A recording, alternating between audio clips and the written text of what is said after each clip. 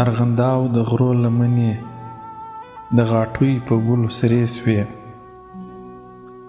د دامان هوسۍ دې مستې زرغونې ورته درې سوې. د باغو ونې ویښیږي د بلبلو پرې نارې سوې، اسمان ځکه ټوله خاندي نوې نوې نندارې سوې. و دا څه نوی ژوندون دی دا نسیم راغی له کمه، چې یې نوی روح وطن ته وبخښله خپل قدمه. ته وا جوړ ملي اختر دی نجونو سره کړه خپل لاسونه، په ملالو غاړو زانګې د روپو سپینه میلونه، لور په لور یې خپاره کړي پر تندي تور اوربلونه، له کېږدیو راوتلي پر دښتو کړي اتڼونه. زلمیان هم توپک په غاړه پښتني ترانې وایي، په ملي جوش و خروش ټول ننګیالي پلرونه ستایي.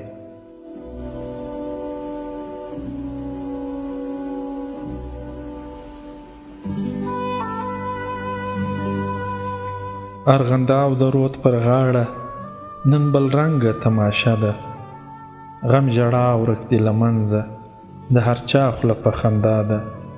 دا جنت دی د دې جهان دی که هغه اراکوزیا ده، دا جنت د دې جهان دی که هغه اراکوزیا ده. پرون څنګه و نن څنګه په حیرت ورته دنیا ده. د افغان د ونې څانګې تر دې ځایه دې راغلي، د آرین ښکلي ګلونه نن دې خواته غوړېدلي. پښتانه سوه لاس تر غاړه په جار جار سره غږېږي، زړونه یې پاک دي له نفاقه یو تر بل سره جاریږي. مشر مشر کشر کشر هر یو خپل پر ځای دریږي، په یوه غږ له وطنه لوی و کم ټول قربانیږي. لاس په لاس زلمي راغونډ وي د پښتون تر بیرغ لاندې، زړونه یې ډک له خوشحالیه یو له بله سره خاندي.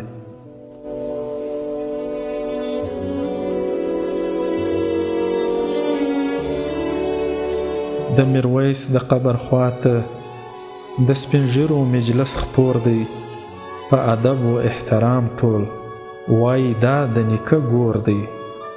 چې وطن ساتلی سوی د دې ستر نیکه په زور دی، په نغریو کې راپاته لا تر اوسه د ده اور دی. په مړانه یې له ظلمه د غلیم ګرده خوندي سو، نږدې سوي وو مرګ ته خو په روح د ده ژوندي سو.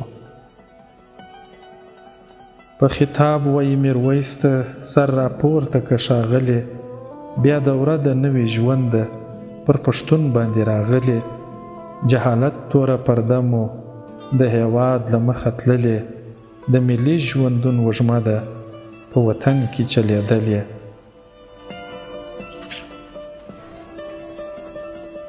بیا به ستا نوم را ژوندی کړو ته حساب نه یې په مړو کې، د مړانې نوم به تل ستا پښتانه ساتي په زړو کې. قدرت غواړي بیا راویښ سو، وایي څو تر څو بیده یاست، خپل جلال عظمت مو هیر دی، څه د بل په ننداره یاست. بس د نورو خوله ته ګورئ په تقلید لکه کاڼه یاست. فکر بویه اخر تاسې هم زامن د پښتانه یاست. موږ یې ټول ویښ کړو له خوبه د قدرت دغه آواز دی، متصل له دې آوازه د پښتون د ژوند آغاز دی.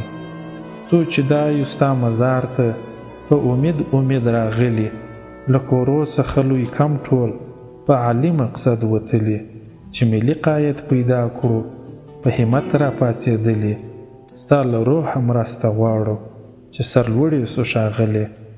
مشران مو هلته غونډ دي شیر سرخ بابا زیارت کې، چې صلاح مشوره وکړي پښتنو په قیادت کې.